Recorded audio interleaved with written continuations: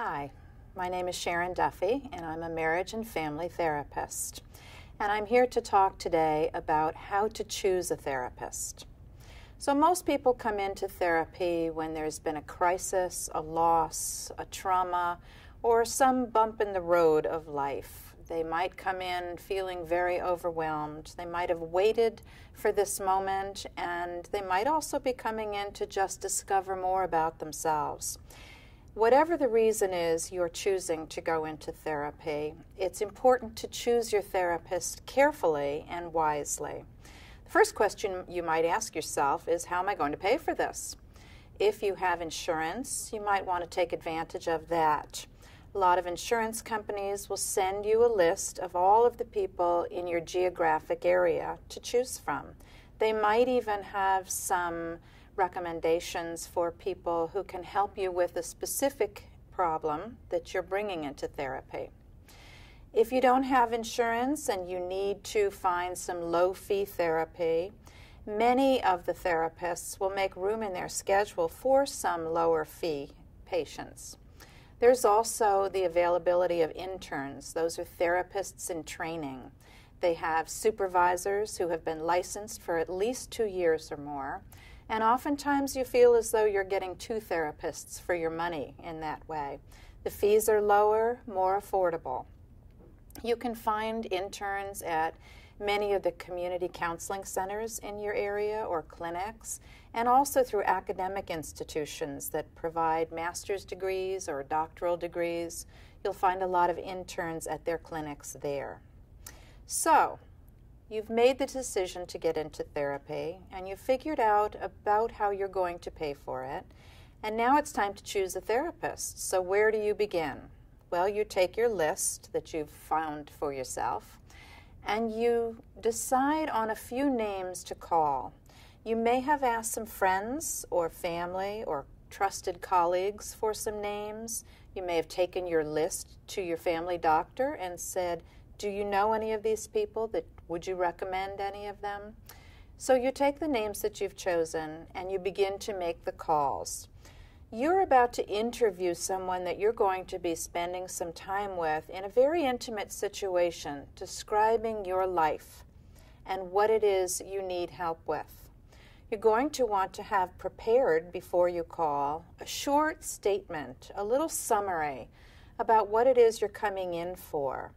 Is it going to be just you as an individual with perhaps a depression, a feeling of anxiety and overwhelm, a loss? Or is it your child, you and your child, your entire family? Decide who's coming in and talk a little bit to yourself about what it is that you're looking for. That way, when you call the therapist, you'll have an idea of what to tell them, and they'll be grateful for that. So you might then question them. Tell me a little bit about your practice. Who do you see in your practice? What types of issues do people come to you for? How long have you been in practice? How long have you been licensed? What is your license? What's your education, your level of education? Do you specialize in anything? And of course, what is your fee? And what is your availability? Then you might ask some more serious questions like, how does therapy work? That's a very important question to ask, and many therapists will be able to give you a very clear answer as to how they believe therapy works. Every therapist will have a different answer for you, and it's important for you to listen to see what feels right to you.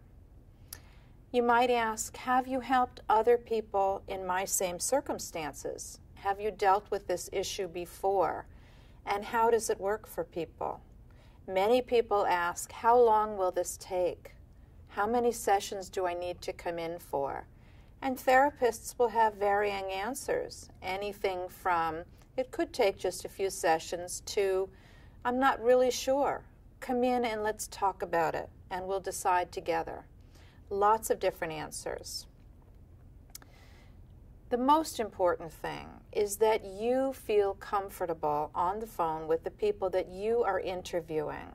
You need to feel a warmth from them, a genuineness, a realness. If you're looking for something that's very solution-focused, I need answers now, you need to hear that from the person you're interviewing. If you're looking for support through a difficult time in your life, then you also need to hear that from the people that you're interviewing.